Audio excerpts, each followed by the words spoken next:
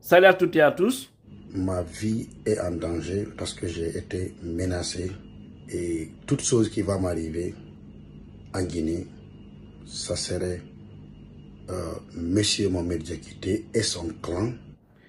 S'il vous plaît, cette vidéo, nous souhaiterons que vous la partagez au maximum parce que un frère, un compatriote vivant aux États-Unis, il y a de cela des années, qui est actuellement au pays, est dans une situation qui peut décourager la diaspora. En réalité, et ce monsieur est victime aujourd'hui d'un autre compatriote qui est fort de l'ancien système d'Alpha Condé. Parce qu'il faut savoir que le système est toujours là. Un monsieur de nom de Mohamed Diakité qui veut l'exproprier son domaine. Exproprier parce qu'il est en train de construire quelque part. Il va vous donner des détails, vous allez comprendre. C'est choquant, c'est pourquoi je vous dis, vous devez partager. Parce que la justice guinéenne, quelques éléments sont coupables, sont complices, comme Sidi Suleiman Gaye, toujours le même procureur de Dixine, qui a son nom dans tous les sales dossiers. Vous allez le suivre et comprendre la suite. Pardon, partagez au maximum parce que ça doit atteindre le plus haut niveau pour que les gens comprennent qu'ils ont des éléments aujourd'hui au sein de la gendarmerie, de la police qui exécute des ordres manifestement illégaux. C'est choquant, c'est révoltant, c'est décourageant. Mais je pense que les nouvelles autorités vont vraiment nous aider. Le monsieur a toutes les preuves, vous allez comprendre tout de suite. Alors, bonjour tout le monde. Je fais cette vidéo pour dénoncer l'ethnocentrisme, le trafic d'influence, l'abus du pouvoir et l'injustice qui se passe dans notre pays, en République de Guinée, à longueur de journée. Et aussi pour attirer l'attention d'une nouvelle autorité afin que chacun de nous soit restitué dans ses droits légaux. Je suis propriétaire d'un domaine à Lambagny Ouarea. Pour le prouver, voici mon titre foncier qui date de 2015. Et la confirmation à ma demande, voici la confirmation du directeur du conservateur foncier. J'étais en conflit avec un certain nommé Mohamed Diakité depuis 2014. Et il m'a assigné en faux usage de faux. Et voici la décision de Dixine, de la TPI de Dixine, de non-lieu en 2016. Et en 2017, la TPI de Dixine a rendu une décision me déclarant propriétaire des parcelles. Et mon adversaire relève appel et la cour d'appel confirme cette décision en me déclarant propriétaire. Vu la décision de la cour d'appel, elle est exécutoire. Mon adversaire fait le pourvoi et encore demande le sursis en exécution. Chose, d'après vérification de la Cour suprême, ça a été rejeté. Et ce qui veut dire la décision de la Cour d'appel doivent être exécutées. Et il écrit au premier président de la Cour suprême pour qu'il s'inscrive faux usage de faux. Ce dernier rejette sa demande en lui disant que il y a déjà eu une décision de non-lieu qu'il n'a jamais relevé appel en 2016. Et vu qu'on doit exécuter maintenant la décision de la Cour d'appel, et par mon huissier fait une réquisition et le procureur général Mamadi Diawara signe cette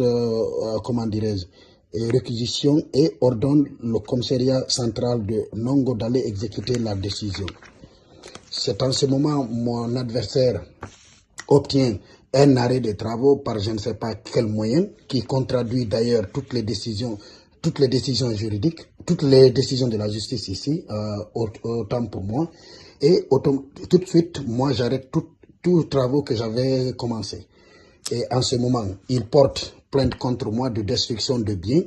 Et après deux convocations à la DPJ, et on me transfère à Dixine.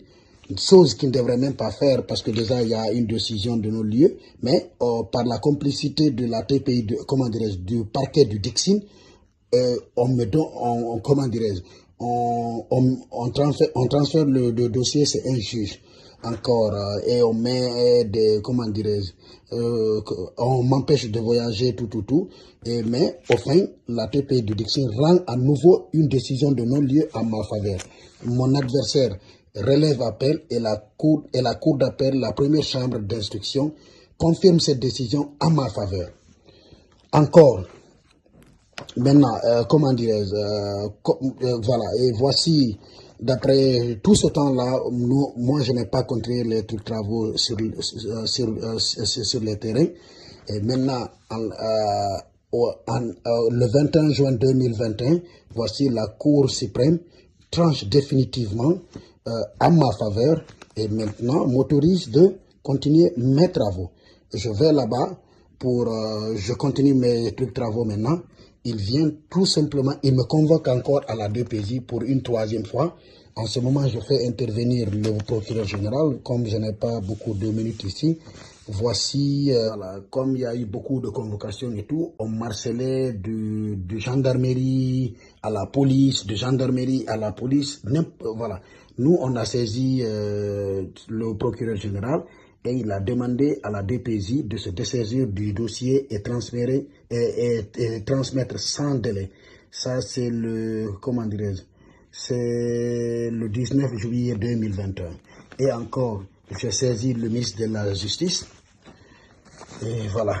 Et tout ça, jusqu'à présent, là où nous sommes, vous avez vu, j'ai informé aussi, quand j'ai eu la décision de la Cour suprême, j'ai informé le directeur régional de la police de Conakry, voici leur décharge.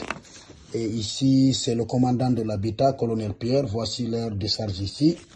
Et ici, c'est le président du conseil de Ouaraya, le quartier, ceux qui ne savent pas. Et voilà, ici, c'est le colonel Kekboro. Bah, tout ça, c'est là, il a porté plainte, tout ça, comment dirais-je, chez lui aussi.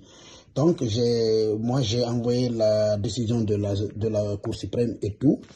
Et ici encore, j'ai informé le premier président de la Cour d'appel. Voici leur décharge. Ici, c'est le procureur général Mamadi Diawara, que j'ai à titre d'information. Ici encore, j'ai informé le premier président par intérim de Dexine. Et voici leur décharge. Et ici, c'est le procureur... ici c'est Sidi Suleiman au parquet, voici leur décharge. Et voilà. Quand on a eu la décision de la Cour suprême, voici par voie huissier, mon adversaire on lui a signifié par voie huissier et c'est lui qui a signé. Et je crois que c'est son fils. C'est son fils. Ainsi, dès qu'on dit, Monsieur Diakité, son fils, ainsi déclare qu'il a reçu copie pour lui et visait l'original par voie huissier. Donc, il connaît, mais il s'entête. Moi, ce qui m'étonne, aujourd'hui,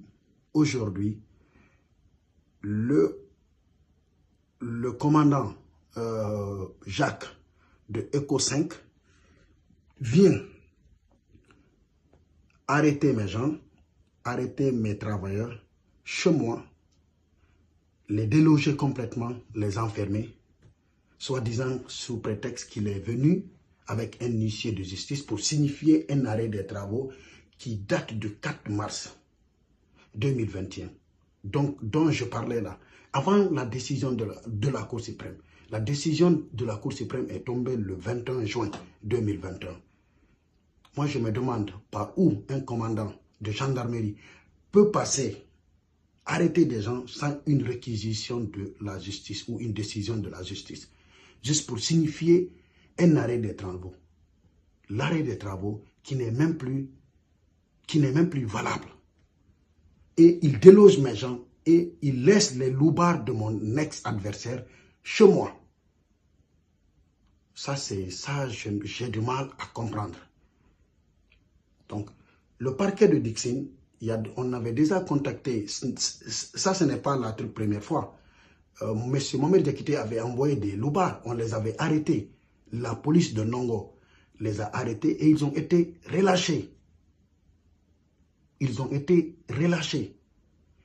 On porte plainte, le procureur général Mamadi Diawara fait le choix transmis aux brigades de recherche de Kipé pour engager des poursuites contre M.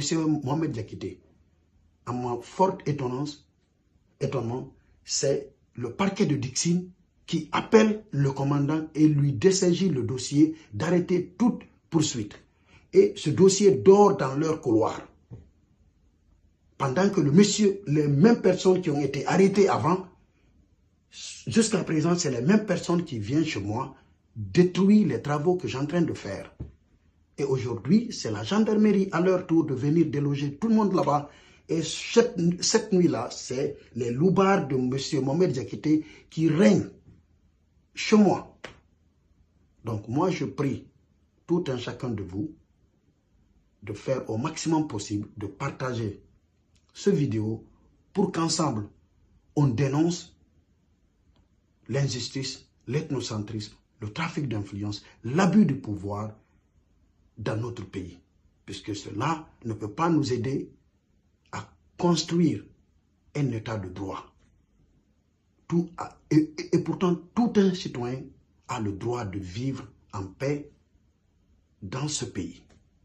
Donc, je prie la nouvelle autorité de veiller de telle sorte que chacun de nous puisse être chez lui tranquillement.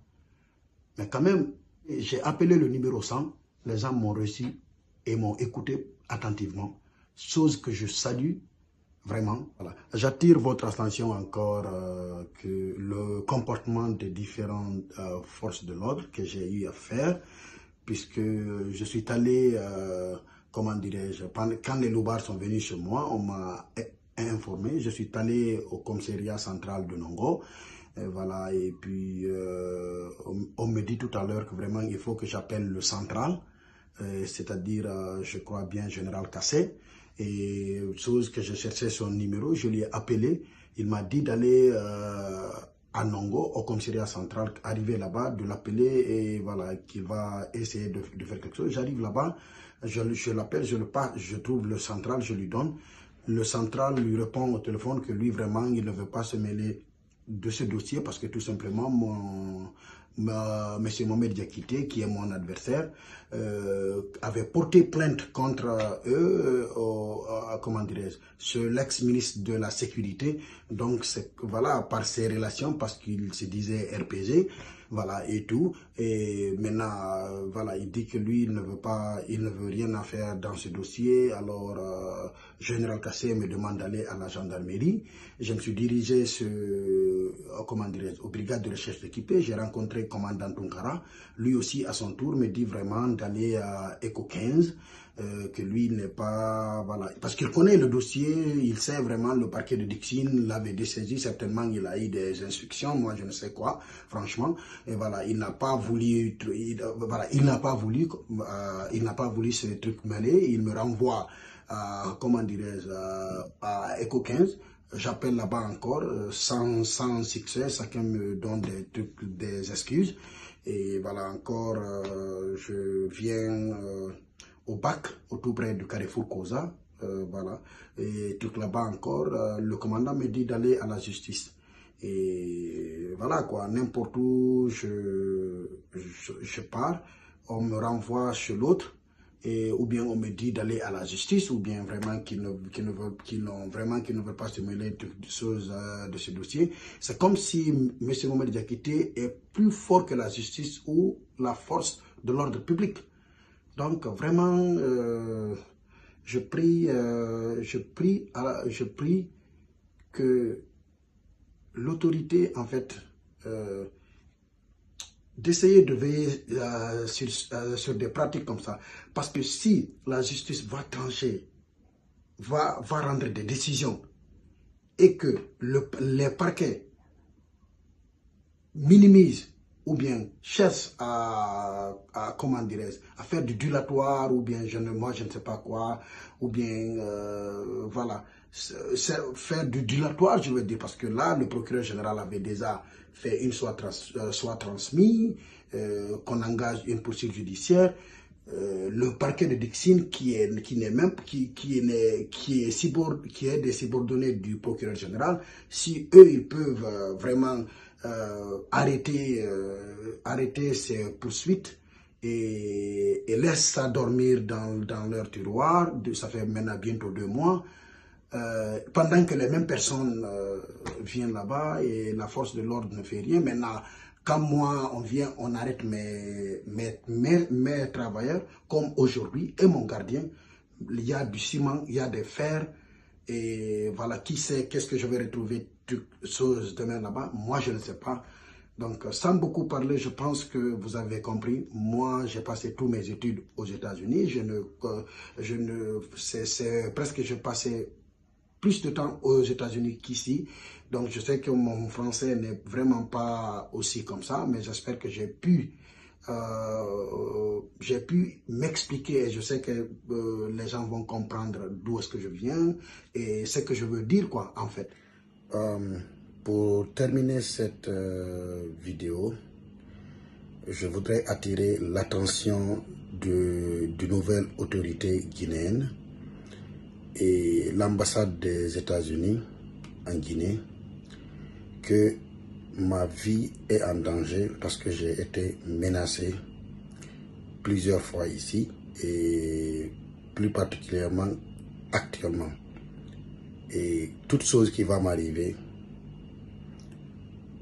en Guinée, ça serait Monsieur Mohamed Diakité et son clan, un clan que je veux dire qui est toujours dans leur fonction, puisque voilà, comme il se disait d'RPG, et je sais combien de fois je me suis battu, les difficultés que j'ai rencontrées pendant les 8 ans là.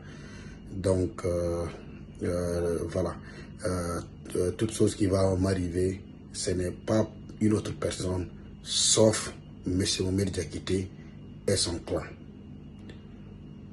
Merci. C'est triste, c'est regrettable. Qu'Allah veille sur les Guinéens. Mais là, on doit continuer. C'est pourquoi je vous dis, partagez au maximum possible. Et ce monsieur, on doit l'aider. Parce qu'il y a beaucoup d'autres Guinéens qui sont victimes de la même manière que ce monsieur-là. Beaucoup d'autres. Pour ce trafic d'influence et tout ce qui s'ensuit. C'est regrettable dans notre pays. Merci.